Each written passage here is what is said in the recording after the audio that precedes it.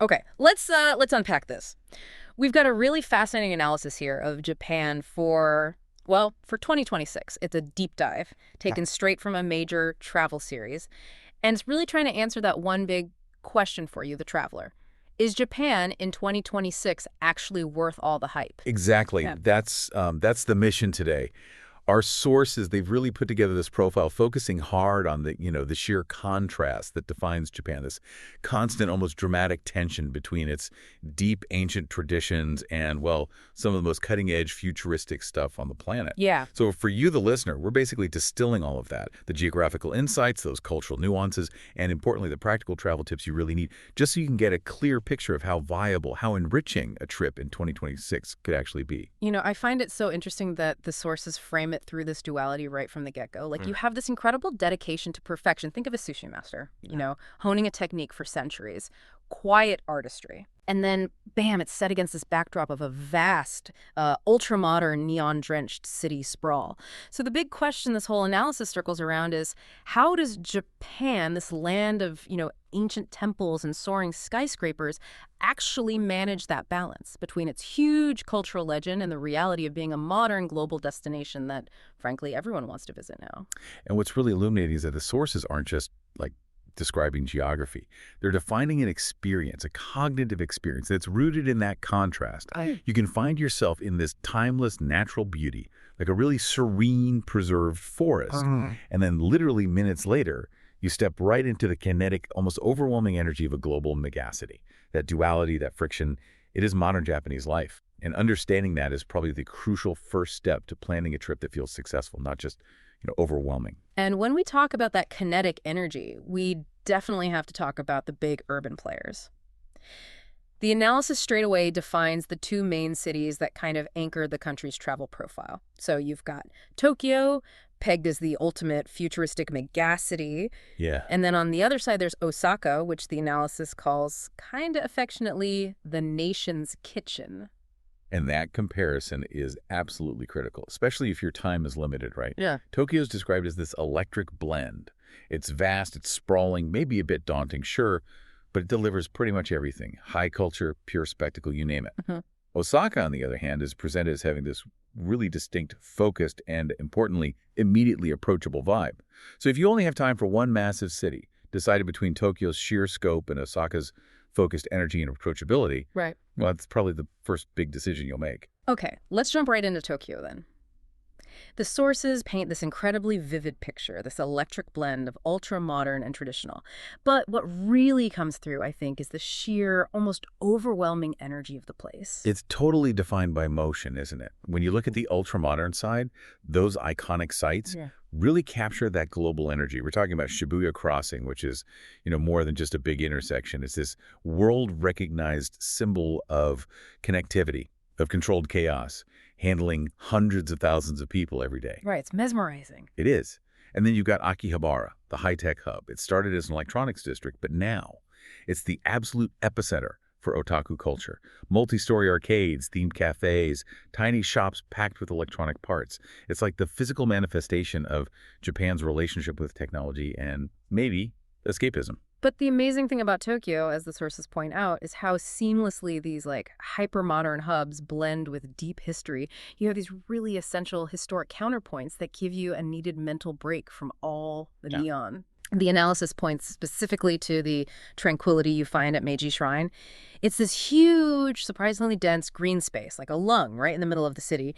And then there's the historic significance of Asakusa, home to the ancient Sensoji Temple. And that contrast, it's essential for your sanity as a traveler, honestly. You can spend your morning, and you probably should just immersed in the quiet, the stillness of those towering cedar trees at Meiji Jingu, this really revered national space. And then transition straight into the sensory overload of somewhere like Shinjuku or Akihabara in the afternoon. But that sprawling nature, it does present logistical challenges. The sources are very clear. Navigating this sprawling city takes some prep. The transit system is legendary for being on time, sure. Yeah. But the sheer scale of the network means accessibility for you in 2026 really relies on using technology effectively. And this is where that 2026 angle gets really specific, right? The sources emphasize that new tech and maybe specific cultural events happening that year could really influence travel decisions, even accessibility. What kind of tech shifts are they actually talking about? Well, the focus seems to be on making things easier, mitigating the overwhelm. Because of the sheer volume of international visitors, the sources talk about the rapid rollout of advanced, maybe AI-driven navigation systems, especially in those huge subway and rail hubs. They're designed specifically to help with language barriers and finding complex routes. Okay. We're talking enhanced translation tech, often built into city guides or digital signs. Moving beyond just static translations to something more contextual, more real-time. These kinds of innovations are pretty crucial for turning what could be an overwhelming experience into an efficient one. That makes sense. And also, if there's a major tech expo or, maybe a specific high-profile national celebration plan for 2026, those events are going to concentrate demand for hotels and potentially really impact transport availability.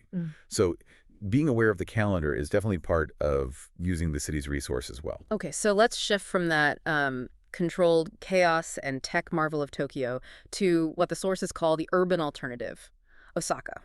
This city has a really distinct identity, known less for its massive scale and more for its direct, vibrant food culture, earning it that name, the nation's kitchen. And that name isn't just marketing fluff, it's like a cultural reality. Tokyo offers amazing global dining, high-end, precise stuff.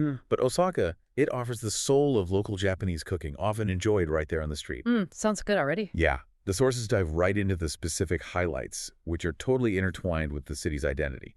You've got okonomiyaki and that savory, customizable pancake thing, often cooked right at your table. So the meal itself becomes this interactive social event. Oh, nice. And of course, takoyaki, those amazing little hot wheat flour balls, usually filled with octopus, served steaming hot from street vendors, especially in areas like Dotonbori. The appeal is absolutely rooted in this vibrant, accessible street food culture that just permeates the whole city. It's not confined to fancy districts. That sounds immediately more, well, accessible, both financially and maybe socially too. Beyond just the food, though, what else do the sources say about Osaka's general vibe and, its viability as a destination? Well, beyond the incredible food, Osaka has some other strong draws. It's known for having a genuinely lively nightlife. It's a city with a real sense of humor, a warmth, often contrasting with the maybe more reserved feel of Tokyo sometimes. Interesting. The analysis keeps mentioning this general, approachable vibe, and that's not just about people being friendly, it's also about the layout. Osaka feels denser, less spread out than Tokyo, which can make getting around easier and faster for shorter trips. And locals seem perhaps more accustomed to immediate, casual interaction. It feels less anonymous than that sprawling giant to the east. Okay, so this leads naturally to that provocative travel question the sources bring up. Is Osaka a viable substitute for Tokyo on a trip, or do you really need to see both? The answer seems to depend entirely on your priorities as a traveler. If your main goal is deep culinary immersion, a really energetic but socially relaxed atmosphere, and easy access to great street life, then yeah, Osaka could be a phenomenal choice, maybe even superior for that specific focus. Right. The pros are clearly the amazing food scene, that approachable ease, and probably lower immediate travel stress. The cons, though, are mostly about scale and the sheer volume of traditional landmarks. Tokyo just offers a wider breadth of globally famous sites like the Imperial Palace grounds and that massive, unrivaled scale of urban experience, museums, theaters, distinct neighborhoods. So it's a trade-off. It's a trade-off. Choosing Osaka means prioritizing focused, high-quality, delicious engagement over the kind of overwhelming breadth and complexity that maybe only Tokyo can deliver. The sources seem to conclude that for a traveler seeking immersion rather than just ticking boxes, Osaka is highly viable. Definitely. Okay, so if Tokyo is the future and Osaka is the kitchen, then Kyoto. Kyoto is undeniably the spiritual anchor, right? We're moving now to the heart of Japan's history. The sources define Kyoto as the nation's cultural soul, a city literally defined by its heritage. We're talking over 1,000 Buddhist temples, stunning Zen gardens, those historic, often quite secluded geisha districts. Kyoto is that quintessential postcard image of old Japan. And its importance on an itinerary, especially for first-timers, is almost non-negotiable. But that very popularity, as the sources really dig into, has created this acute central tension, what they call the preservation dilemma. Right. Let's get into the specifics of that dilemma because the critique we saw said we needed more detail here. What exactly are the preservation efforts being balanced against the reality of mass tourism? It's a profound conflict, and it's very material. The sources detail how Kyoto struggles constantly to manage the sheer volume of visitors, which, brings in essential money against the immediate physical damage and, maybe more subtly, the cultural erosion caused by that volume. Specific measures mentioned include things like time slot booking systems for some of the most famous temples, like Kinkakuji, the Golden Pavilion, just to cap the number of people going through at any one time. There are also really localized efforts, especially in the Jian district, to protect the private residential areas. How so? Well, for example, certain narrow alleyways are now restricted, off limits to tourists, basically to maintain the quiet and privacy needed for the remaining Gaiko and Maiko to actually live and work. It's trying to balance the desire to see the culture with the need for that culture to actually survive and function day to day. Okay, that makes sense. And this leads directly to that common concern for you listening. Mhm. With such massive crowds, do they just overshadow the intrinsic calming beauty the city is supposed to offer? If you're going there seeking that authentic tranquility, does the sheer number of people just defeat the purpose? That is the most crucial question for an authentic experience. It truly is. Because if you're standing in a magnificent Zen garden, but you're literally shoulder to shoulder with hundreds of other people all trying to get the same photo, well, the core purpose of that garden meditation, calm, is completely lost. Yeah, it's gone. It's gone. The sources conclude that the crowds can and often do overshadow the experience if you just followed the standard tourist routes between, say, 9 a.m. and 4 p.m. So, how do the sources suggest travelers navigate this then? What's the strategy for finding those off the beaten path spots to try and ensure a more intimate experience despite all the tourism? The solution they propose is highly strategic and, frankly, it requires some dedication from the traveler. The sources emphasize extreme flexibility and, crucially, timing. This means things like getting up well before dawn to visit super famous sites like Fushimi-Inari Taisha, Yeah. the shrine with thousands of red gates before the main tour buses even roll in. Okay, early starts. Early starts. And it also means actively seeking out the lesser-known, smaller neighborhood temples. Kyoto is just littered with hundreds of profound, intimate little places that don't have the big parking lots and souvenir shops of the mega temples. Finding these takes a bit more research, sure, but is how you can still find that deep sense of stillness Kyoto promises. But wait, if everyone starts focusing heavily on these off the beaten path spots, isn't there a risk of just decentralizing the crowds and maybe overwhelming smaller communities or temples that aren't equipped for high volume? Did the sources address that sort of ethical trade-off? That's a really salient point, yeah. And the analysis does touch on this ethical challenge. The recommendation isn't simply go anywhere else randomly, but rather to patronize smaller local businesses respectfully and to be hyper-aware of noise, photographic etiquette, especially when you realize you're in or near residential areas. Right. Be mindful. Exactly. The burden of preservation is kind of shifting, and the successful 2026 traveler needs to recognize their own footprint immediately. It's about trying to distribute the economic benefit without shattering the peace. It's a delicate tightrope walk, for sure. #tag Hokkaido, the appeal of pristine nature. Okay, let's shift gears now, geographically and conceptually. We're moving from the densely packed urban and historic centers way up north to the vast island of Hokkaido. This really showcases the incredible geographic scope of Japan, moving from that tightly controlled culture to massive, pristine nature. Yeah, Hokkaido is Japan's answer for anyone seeking true wilderness, wide open space, and really dramatic seasonal changes. Its main appeal is just the sheer volume of pristine nature. This ranges from, the spectacular flower fields in summer, especially those famous lavender fields near Furano, creating these incredible colorful landscapes. Oh, I've seen pictures. Amazing. They are, right through to its world-famous winter ski resorts, known globally for that incredible powder snow. It's an area really defined by rugged, almost untamed beauty. And the sources briefly mention some unique, maybe lesser-known cultural experiences there too. Given that its focus is so much on nature, what might those cultural aspects involve? Well, while nature definitely dominates, Hokkaido does have a unique cultural identity, partly because of its relative isolation and its history. Crucially, it's the ancestral home of the Ainu people, the indigenous population of Japan. Right. Historically, they were heavily marginalized. But the analysis notes a growing effort, one that's becoming more visible to travelers, to acknowledge and promote Ainu culture, history, and crafts. You see this in specific museums and cultural centers, especially near cities like Sapporo or in places like Shirai.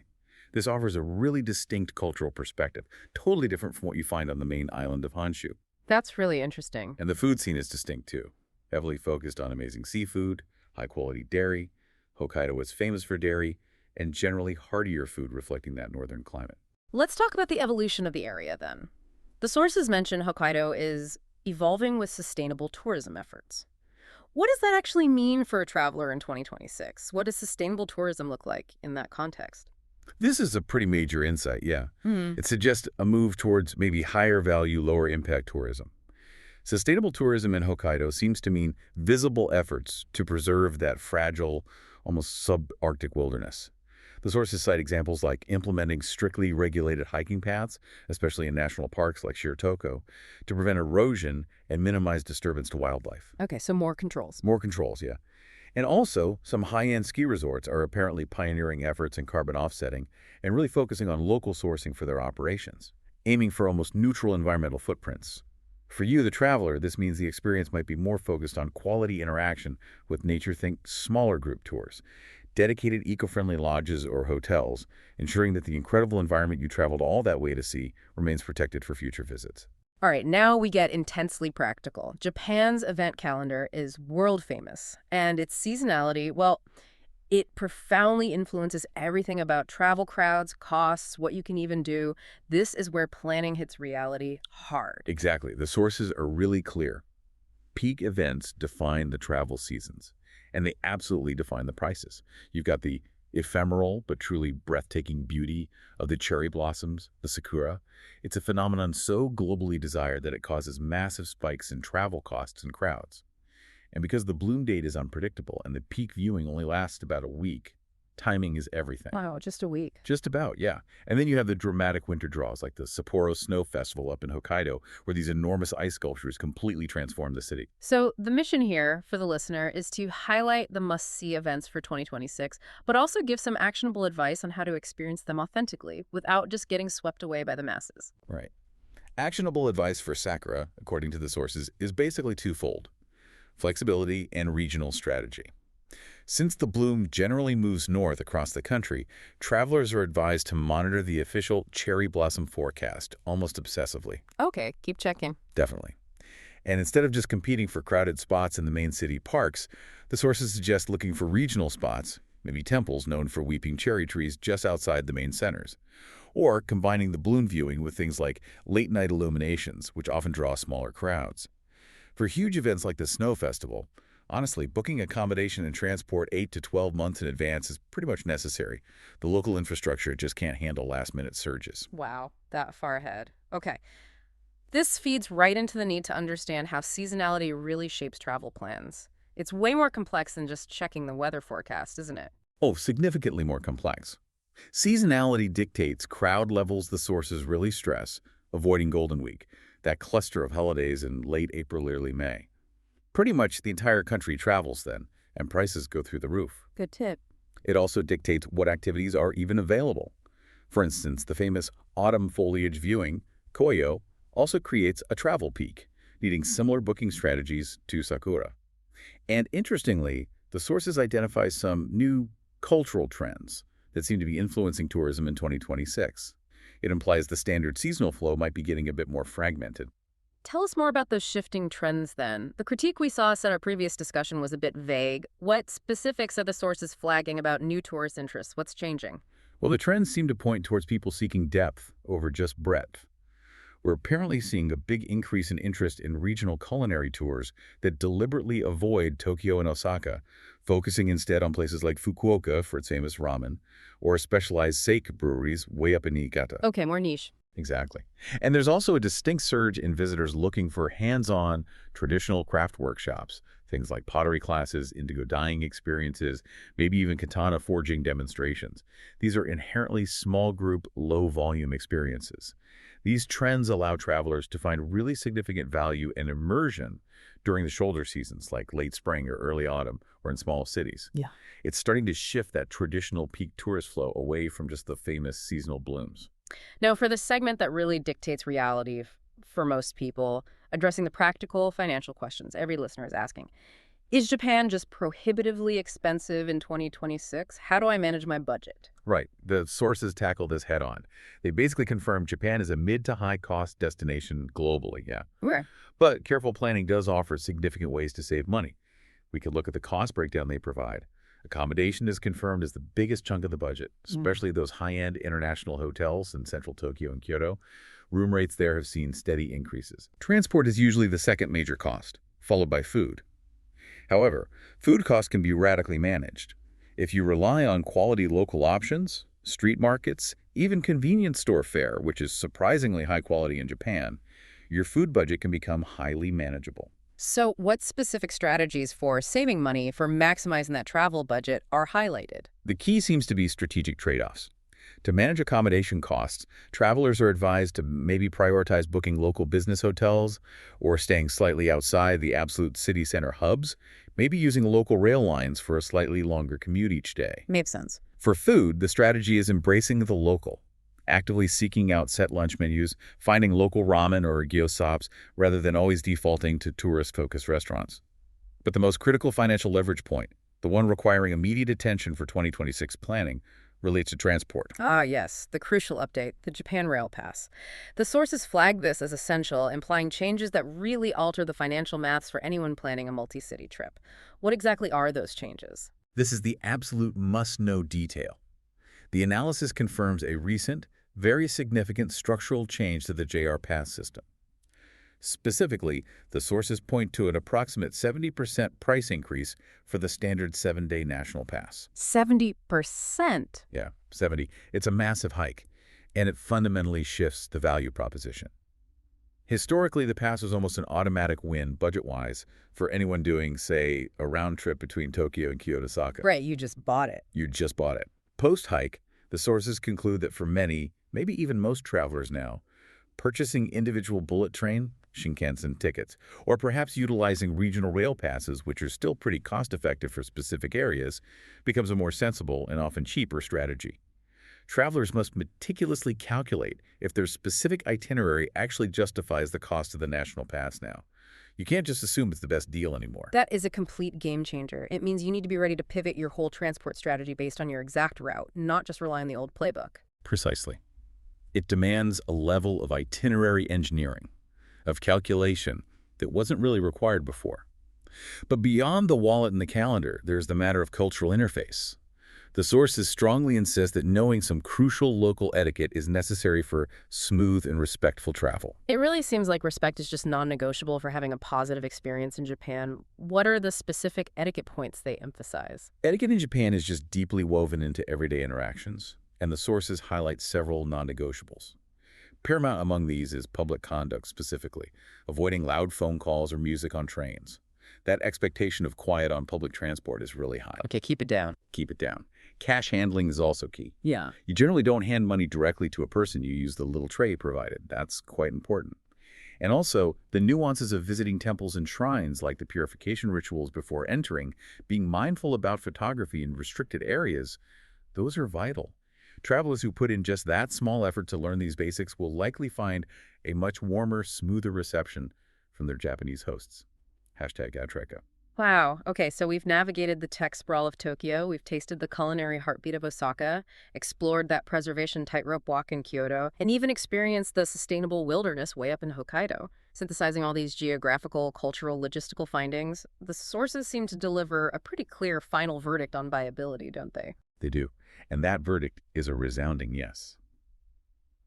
Japan is profoundly worth the journey for 2026 travelers. It absolutely requires strategy more than ever, perhaps, but the rewards are immense. The sources kind of characterize the ideal traveler for Japan now as someone who really appreciates cultural depth, who embraces innovation, and who is actively seeking those contrasts. Someone adaptable, curious about that friction between the ancient and the futuristic. It really is the ultimate destination of contrasts, isn't it? It just reemphasizes that dual nature, a place waiting to be explored both through its huge, iconic, high-energy experiences like Shibuya Crossing, and by proactively seeking out those quiet, intimate, off-the-beaten-track locations we talked about, particularly maybe around Kyoto or throughout Hokkaido. Yeah, the traveler who just sticks to the main checklist. They run a pretty high risk of sensory overload, getting stuck in crowds, and maybe disappointment due to those inflated costs, especially with the JR Pass change. The really successful 2026 traveler, the sources suggest, is one who actively engineers contrast into their itinerary, moving seamlessly, respectfully, between the electric city and the profound stillness of the preserved countryside or smaller towns. So what is this aggressive push towards sustainable tourism we saw in Hokkaido, coupled with this heavy reliance on technology like AI navigation in Tokyo to manage tourist flow? What does that truly mean for the experience of the future traveler? Here's a final thought for you to consider as you wrap up this deep dive. If Japan successfully uses its new tech and sustainable efforts to manage the tourist flow and that preservation dilemma in 2026, does that fundamentally change the authentic experience? Does it maybe make it too curated, too managed? Or does this management simply ensure that the ancient culture remains viable, protected, accessible even for future generations of curious travelers? Kind of makes you wonder, right, whether the authentic experience of tomorrow is actually one that is carefully managed and facilitated. It forces us to ask if maybe preservation can only truly happen through some form of controlled engagement now. A lot to think about there. Definitely. We hope this deep dive is giving you the foundational, specific knowledge you need to start planning your own, highly customized, richly detailed journey into this incredible land where tradition truly does meet tomorrow.